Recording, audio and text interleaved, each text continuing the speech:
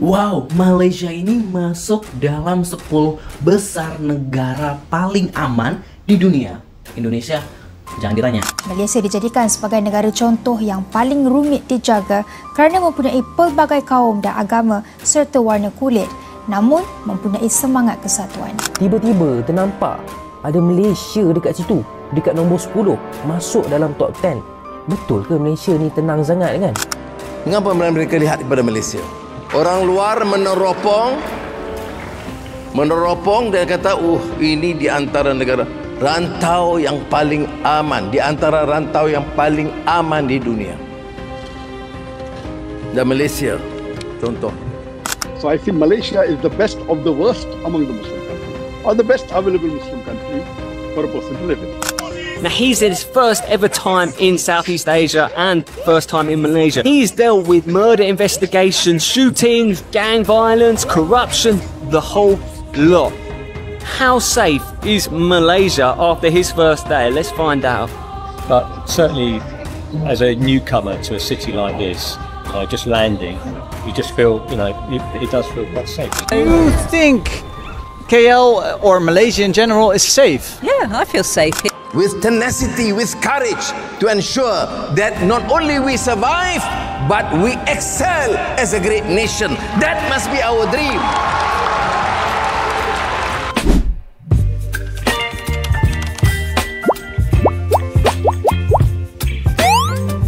Selamat datang di channel Ria Oktorina, tempat kita bersama-sama mengeksplorasi informasi dan inspirasi untuk belajar dan memperbaiki diri. Dalam video kali ini, saya ingin membahas tentang pencapaian luar biasa Malaysia yang berhasil masuk ke dalam 10 besar negara paling aman dan damai di dunia berdasarkan Global Peace Index tahun 2024. Sebuah pencapaian yang patut diapresiasi dan menjadi inspirasi, bukan untuk dibandingkan secara negatif, tetapi sebagai pelajaran agar kita bisa terus memperbaiki diri demi kebaikan bersama. Wow, Malaysia ini masuk dalam 10 besar negara paling aman di dunia.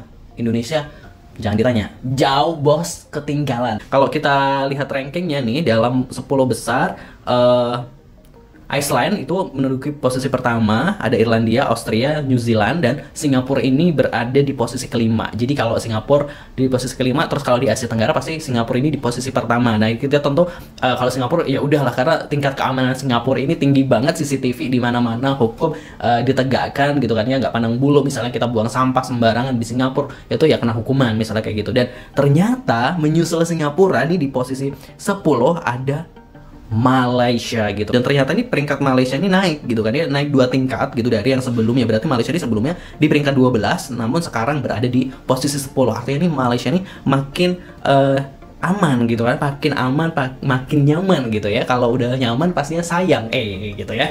Oke. Nah, ini jadi Malaysia ini berada di peringkat 10. Ini sebuah tentu pencapaian atau prestasi, karena dia peringkatnya ini naik gitu kan, dari peringkat 12 menuju peringkat 10. Dan ini dan ini membuat Malaysia ini menjadi negara kedua pastinya di Asia Tenggara yang paling aman gitu ya, seperti itu. Dan Indonesia sendiri ini justru malah turun 4 tingkat gitu ya. Kalau kita lihat ini, Indonesia justru turun 4 tingkat. Berarti dulu sebelum 48 berarti Indonesia sempat di posisi 44. Dan ini gue nggak tahu apa yang membuat Indonesia ini akhirnya turun gitu kan ya, dari negara paling damai, damai itu kan, damai itu tercipta dari rasa aman, rasa nyaman dan sebagainya. Indonesia rupanya turun. Semalam aku ternampak dekat social media ada ranking untuk world's most peaceful country tau, untuk tahun 2024. Negara-negara paling tenang lah kononnya. Dan aku nampak lah negara yang macam Iceland, Singapura, Switzerland. Tiba-tiba ternampak ada Malaysia dekat situ, dekat nombor 10, masuk dalam top 10. Betul ke Malaysia ni tenang sangat kan? Malaysia dilihat sebagai antara negara di rantau ASEAN yang paling aman di dunia serta pantas dalam pertumbuhan ekonomi. Perdana Menteri Datuk Seri Anwar Ibrahim berkata perkara itu dimaklumkan pemimpin-pemimpin tertinggi ketika lawatan beliau ke Mesir, Arab Saudi, Peru, Brazil, Korea Selatan dan China baru-baru ini. Menurutnya, Malaysia dijadikan sebagai negara contoh yang paling rumit dijaga kerana mempunyai pelbagai kaum dan agama serta warna kulit, namun mempunyai semangat kesatuan. Saya baru pulang dari Mesir, Saudi, Peru, Brazil, Korea, dan sebelum itu China dalam masa yang singkat. Mengapa mereka lihat kepada Malaysia dan ASEAN? Itu kata mereka rantau yang paling aman, di antara rantau yang paling aman di dunia. Dan Malaysia contoh, negara dengan pelbagai kaum, pelbagai agama. Orang luar meneropong dan kata, ini di antara negara rumit dijaga, banyak VL-nya, pelbagai warna kulitnya, tetapi ada semangat kesatuannya dan aman. Dan ini juga rantau Malaysia dan ASEAN yang dianggap paling pantas kelajuan dan pertumbuhan ekonominya. Malaysia, and we are fortunate to be in this region ASEAN,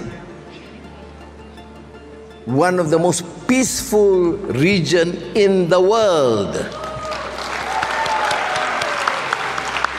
And more significantly, one of the fastest growing economies of the world for 660 million people. Protect this with all the might that you have. Preserve this peace and unity, and work hard with tenacity, with courage, to ensure that not only we survive, but we excel as a great nation. That must be our dream. But the question that arises, Dr. Saab, is why choose Malaysia? Because even when I heard, I was like, mashallah, there's so many countries and I love Malaysia, but again, there must be some reason. So what is the reason that you chose the country of Malaysia? When the problem started in India, about 3.5 years back in July 2016, within a couple of months, mashallah, there were about 13 to 15 countries that they offered me that I can come and stay there, and we'll take care of you, we'll protect you, alhamdulillah. Seeing the pros and cons, I shortlisted about 3 countries, out of which I felt Malaysia was the best. And according to me today, after taking the decision, I feel that almost all the countries, all the Muslim countries in the world, they're having problems. So I feel Malaysia is the best of the worst among the Muslim countries, or the best available Muslim country for a person to live in. And my reasons are, number one, that Malaysia is away from the war zone. Many of the Muslim countries are in the war zone, like Yemen and the Gulf countries and Egypt and Iraq and all. It's away from the war zone, number one. Number two, being in the Southeast Asia, it is away from the direct influence and the direct bullying of the Western countries. And number three, that Malaysia is the strongest Muslim passport in the world. It's the country which has the strongest Muslim passport, where you can travel to 185 countries without any visa. USA maybe, I think, 2 countries more, that's it. So Malaysia, 185 countries you can travel without any visa, alhamdulillah. And lastly, amongst the non-Arab countries, among the non-Arab Muslim countries, I feel the practice of the Malaysian Muslim on average is higher than an average Muslim in India or average Muslim in Pakistan or Bangladesh on average. I feel that you find more number of percentage of Muslims offering the Salah in congregation in the mosque and practicing the Deen.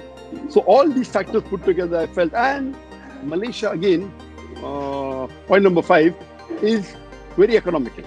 Compared to other countries like Gulf countries and all, it is much more cheaper. The cost of living is somewhat similar to India. And lastly, point number 6, it's a very beautiful country in terms of scenery, and even everything else is much more economical. And even traveling there, you find that a large number of tourists come to Malaysia. So these 7 factors put together, and especially Putrajaya. I feel Putrajaya is one of the best Muslim cities in the world for a Muslim to live in, because here, mashallah, there's no alcohol, there's no nightlife, there's no dance clubs, and there's no pork. So all this put together, I felt Putrajaya is one of the best cities in the world where a Muslim can live, practice, alhamdulillah. So guys, my parents are in town for the first ever time, and if you know me, I'm a London boy. born and raised, but my old man, he's different. He is old school. Now, he is an ex-detective chief inspector at one of the world's most famous police organisations, the Met. Now, he's in his first ever time in Southeast Asia and first time in Malaysia. He's dealt with murder investigations, shootings, gang violence, corruption, the whole lot. How safe is Malaysia after his first day? Let's find out. But certainly, as a newcomer to a city like this, just landing, you just feel, it does feel quite safe. Service is really good. It's a beautiful city. It's got high rise and all that. But I mean, it's got a nice international vibe. It does feel safe, and that you can't say that for a lot of cities. I've done many years, at least in London. Yeah. No, it does feel quite safe. Generally being sensible that you're in a different country and you would keep your same safety rules as you would in your own country, that you would be careful on the places you visited, you wouldn't go down dark alleys in places that weren't sensible. You wouldn't do that at home. So do you think KL or Malaysia in general is safe? Yeah, I feel safe here, and I quite often go out by myself without my husband, and I feel quite safe travelling around.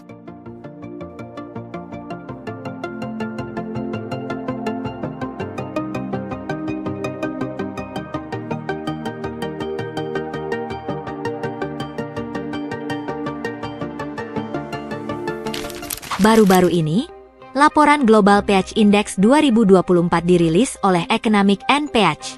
Laporan ini mengevaluasi sebanyak 163 negara berdasarkan berbagai indikator, termasuk keamanan, stabilitas politik, dan kedamaian masyarakatnya. Di tengah situasi global yang penuh dengan konflik, seperti perang di Timur Tengah dan Eropa, keberhasilan Malaysia masuk ke dalam daftar 10 besar negara paling damai ini menjadi sesuatu yang membanggakan dan layak diulas lebih dalam. Malaysia berada di posisi ke-10 dunia, sebuah pencapaian besar setelah sebelumnya berada di peringkat 12. Artinya, Malaysia berhasil naik 2 tingkat dalam setahun terakhir. Keberadaan Malaysia di posisi ini juga menjadikannya negara kedua paling damai di Asia Tenggara setelah Singapura, yang menempati posisi kelima dalam indeks tersebut. Prestasi ini menunjukkan konsistensi Malaysia dalam menciptakan lingkungan yang aman, nyaman, dan damai bagi warganya maupun bagi para wisatawan yang datang berkunjung. Saya melihat bahwa keberhasilan Malaysia ini tidak terjadi begitu saja.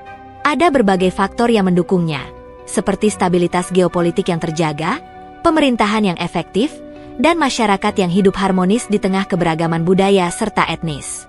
Multikulturalisme yang ada di Malaysia tidak menjadi penghalang, melainkan justru menjadi kekuatan yang mempererat persatuan. Di sisi lain, tingkat kejahatan yang relatif rendah, termasuk minimnya kasus pencopetan atau kejahatan kecil lainnya, membuat orang merasa lebih aman saat berada di negara ini. Ini adalah contoh nyata bagaimana keamanan yang terjaga dapat menciptakan rasa damai dan kenyamanan bagi siapa saja. Bagi para wisatawan, Malaysia menawarkan pengalaman yang menyenangkan. Kita dapat berjalan-jalan tanpa rasa was-was, baik di pusat kota yang sibuk seperti Kuala Lumpur maupun di tempat-tempat wisata lainnya. Bahkan, interaksi dengan warga lokal maupun warga negara asing yang tinggal di Malaysia terasa ramah dan aman. Semua ini semakin memperkuat reputasi Malaysia sebagai negara yang aman dan damai. Namun, di sisi lain, Indonesia yang kita cintai saat ini berada di peringkat ke-48 dalam Global PH Index. Peringkat ini menunjukkan penurunan dibandingkan tahun sebelumnya, di mana kita berada di posisi 44. Hal ini tentu menjadi tantangan sekaligus pelajaran bagi kita semua. Kita harus bertanya, apa yang bisa kita perbaiki untuk meningkatkan kedamaian dan keamanan di negara kita? Kedamaian tidak hanya tercipta dari rasa aman, tetapi juga dari bagaimana kita saling menghormati, menjaga stabilitas politik, dan menciptakan lingkungan yang nyaman untuk semua orang. Saya ingin mengajak kita semua untuk melihat pencapaian Malaysia ini bukan sebagai alasan untuk saling membandingkan secara negatif, melainkan sebagai inspirasi.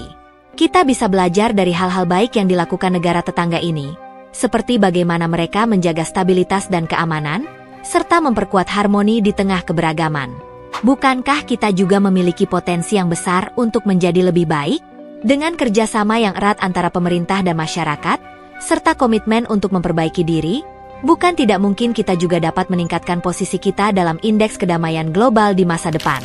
Sebagai penutup, Mari kita jadikan pembahasan ini sebagai motivasi untuk terus belajar dan memperbaiki diri. Tidak perlu saling berdebat atau merasa iri, karena tujuan kita adalah sama, yaitu menciptakan negara yang lebih baik, lebih damai, dan lebih membahagiakan bagi seluruh rakyatnya. Tahniah sekali lagi untuk Malaysia atas pencapaiannya. Semoga keberhasilan ini dapat terus dipertahankan dan bahkan ditingkatkan di masa depan. Terima kasih sudah menonton video ini. Jangan lupa untuk subscribe channel Ria Oktorina, agar kita bisa terus berbagi informasi dan inspirasi yang bermanfaat. Sampai jumpa di video berikutnya, dan tetaplah menjadi bagian dari perubahan positif. Baby, you give me ice and fire. You're giving me wind and rain. You're some kind of butterfly. Baby, you give me midnight. You whip up my appetite. Don't leave me here.